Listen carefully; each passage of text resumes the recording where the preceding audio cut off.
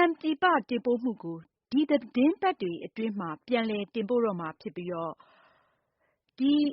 ဒါဟာလည်းစပါးစိုက်တောင်သူတွေအတွက်စပါးဈေးကောင်းရစေဖို့အရေးကြီးတယ်ဆိုပြီးမြန်မာနိုင်ငံဆန်စပါးအသင်းချုပ်ကပြောဆိုပါတယ်။မသိင်္ဂ ီထိုက်က စုစည်းတင်ဆက်မှာပါ။ နိုင်ငံတဝန်းတိုင်းနဲ့ပြည်နယ်12ခုကလူပေါင်း1 သန်းခွဲကျော်တို့ရေဘေးတွေ့ခဲ့ကြတဲ့အခြေအနေကြောင့်ခေတ္တဆိုင်းငံ့ထားရတဲ့ဆန်ပြည်ပတင်ပို့မှုတွေကိုအခုစက်တင်ဘာလလယ်မှာပြန်လည်စတင်မယ်လို့မြန်မာနိုင်ငံဆန်စပါးအသင်းချုပ်ရဲ့ဒုတိယဥက္ကဋ္ဌဒေါက်တာစိုးထွန်းကပြောပါတယ်။စက်တင်ဘာလ15ရက်နေ့ကိုဘာလို့ပြန်ပြီးတော့ပုံဝင်ပြုတောင်းရတယ်ဆိုရင်ဒီကတော့ကျွန်တော်တို့အနေနဲ့တောင်းတဲ့သမားတွေမကြမီမှာပဲဒီစပါးတွေထွက်လာတော့မှာပေါ့နော်မိုးစပါးအော်တိုဘာလဆန်းဆိုထွက်လာမယ်အနေထားရှိပါတယ်။အဲ့ခါကျရင်မိုးစပါးကျွန်တော်တို့အနေနဲ့စိုက်ပြီးက14 သန်းကျော်ကနေထွက်လာမှာပေါ့နော်။အဲ့ကြရင်ဘာကြလဲဆိုရင်ခုနလေသမားတွေအနေနဲ့စပါးဈေးနှုန်းကျသွားတယ်ဆိုရင်ကျွန်တော်တို့အနေနဲ့သူတို့တွေအများကြီးထိခိုက်နေတာပဲ။သူ့ရဲ့တင်အားစုတွေအနေနဲ့ကဈေးကျလာပြီနော်အခုဆိုရင်ဟိုလာဈေးတက်တဲ့ကြောင့်မလို့တန်းမြေဟောစာတွေကုတဲ့ဆေးတွေတော့နေရာသုံးခုနပြောပစ္စည်းတွေနောက်တော့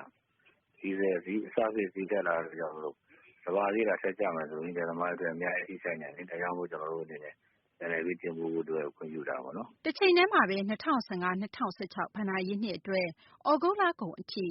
ကုန်သွယ်ရေးလူငွေပြမှုကအမေရိကန်ဒေါ်လာသန်း 2,000 ကျော်ကွာဟနေတယ်လို့စီးပွားရေးနဲ့ကူးသန်းရောင်းဝယ်ရေးဝန်ကြီးဌာနရဲ့အစီရင်စရာတွေကဖော်ပြနေပါတယ်။အခုဘဏ္ဍာရေးနှစ်ဩဂုတ်လကုန်အထိပို့ကုန်အမေရိကန်ဒေါ်လာသန်း 4,500 ကျော်ဖိုးသာတင်ပို့ထားနိုင်ပြီးသွင်းကုန်ပမာဏကတော့အမေရိကန်ဒေါ်လာသန်း 6,600 ကျော်ရှိနေတာဖြစ်ပါတယ်။ပြီးခဲ့တဲ့လပိုင်းတွေအတွင်းကြုံတွေ့ခဲ့ရတဲ့ရေဘေးကြောင့်လည်းဆန်ပြည်ပတင်ပို့နိုင်မှုပမာဏလျော့ကျသွားနိုင်ဖွယ်ရှိတယ်လို့မြန်မာနိုင်ငံဆန်စပါးအဖွဲ့ချုပ်ရဲ့ဒုတိယဥက္ကဋ္ဌကပြောပါတယ်။ကျွန်တော်တို့ကမနေ့ကတော့1.3 သ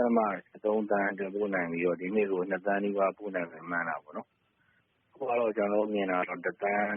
အဲဒီ1 သန်းခွဲကြားလောက်ပေါ့နော်အဲ့လောက်ပဲတင်ပို့နိုင်မယ်ဖြစ်ပါတယ်။ဒီနေ့1 သန်းကျော်လောက်ပို့နိုင်မယ်တော့မှန်းပါတယ်။ဒီကုန်စည်နှုန်းတက်တယ်ဆိုတော့ဆန်ဈေးတစ်ခုပဲတက်တာမှမဟုတ်ဘူးပေါ့နော်။ကျွန်တော်တို့ခုနဧပြီလနေပြီးတော့အခုဒီ8 လပိုင်းဒီကုန်ဒီ4 လလောက်တွင်မှာလက်ရှိ inflation rate ကကျွန်တော်တို့30ကနေ40ရာခိုင်နှုန်းလောက်ဖြစ်တာလေ။အဲ့ဒီအချိန်မှာကျွန်တော်ဆန်ဈေးဆိုရင်တော့အဲ့လောက်တက်တာမရှိဘူးပေါ့နော်40ရာခိုင်နှုန်းလောက်တက်တာမရှိဘူး။ဒါကျွန်တော်ကဆန်ဈေးတစ်ခုပဲကြောက်အောင်လုပ်မယ်စပါးဈေးကိုပဲကြောက်အောင်လုပ်မယ်ဆိုရင်ကျွန်တော်ရဲ့လည်းဆင်းရဲပါဆိုတဲ့လယ်သမားတွေအတွက်ပိုပြီးတော့မှကြက်တဲတွေ့မယ်လို့မြင်တာပေါ့နော်။ရေဘေးကြောင့်စပါးစိုက်ဧကသိန်းနဲ့ချီပျက်စီးခဲ့ရတာကြောင့်အခုဆန်ပြည်ပတင်ပို့တဲ့နေရာမှာပြည်တွင်းဆန်ဈေးတက်လာမယ့်အပေါ်မှာစိုးရိမ်ချက်တွေလည်းရှိနေပါတယ်။ဒါပေမဲ့နောက်လပိုင်းအတွင်းမှာပဲမိုးစပါးထွက်တော့မယ့်အချိန်မှာထွက်ရှိလာတဲ့စပါးတွေကိုဝယ်ယူသိုလှောင်ဖို့အတွက်လက်ကျန်ဆန်တွေကိုမဖြစ်မနေတင်ပို့ရောင်းချဖို့လိုတယ်လို့ဒေါက်တာစိုးထွန်းကပြောပါတယ်။ကျွန်တော်တို့ကအခု export စဖွင့်တဲ့အချိန်မှာဒီရက်ပိုင်း14 ရက်အတွင်းမှာပဲဒီဆန်လေးတက်လာနိုင်မလားဆိုရင်စိုးရိမ်မှုတွေကိုကျွန်တော်တို့ကဒါအဆင်ပြေအောင်ဆိုပြီးတော့မှတစ်ဖက်ကမလုပ်ထားရဲဆိုရင်ခုနလက်ကားကိုဒီရောင်းတယ်နေကိုဆက်ရက်ဖွင့်လာမယ်။နောက်ကျွန်တော်တို့မှရှိတဲ့ဒီသတ်မှတ်တဲ့ဒီကျွန်တော်တို့ရဲ့အသိဝင်တွေနဲ့